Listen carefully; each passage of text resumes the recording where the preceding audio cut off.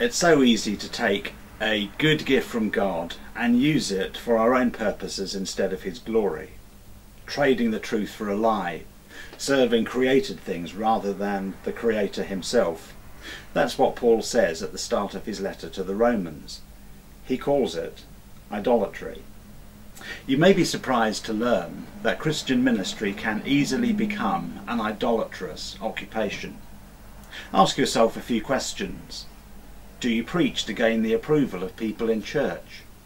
Are you crushed when Sunday morning sermon bombs? Do your feelings of well-being fluctuate with indicators like church attendance or finance? Are you resentful when people don't show up for the meetings you're speaking at? If the answer to questions like those is yes, there is a danger that you're guilty of ministry idolatry, using God to make you look good.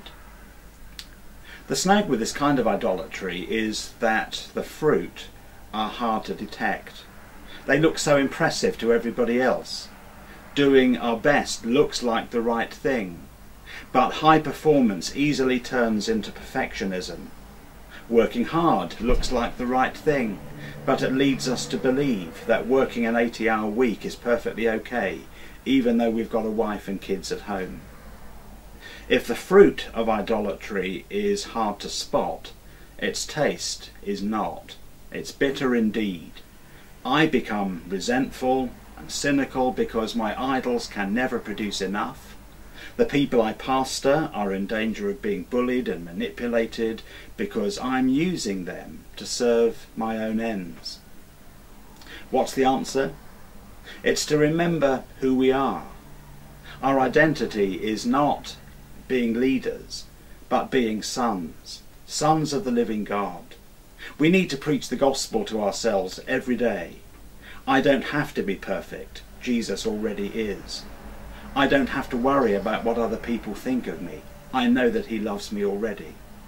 We don't have to be haunted by the fear of being found out. Jesus already knows. I guess we'll never crack the problem of mixed motives until the day Jesus comes back or calls us home.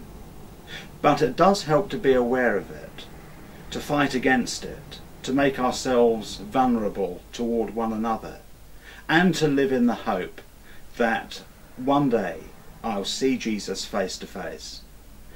I'll finally realise that He really is enough, and I'll never suffer from ministry idolatry again.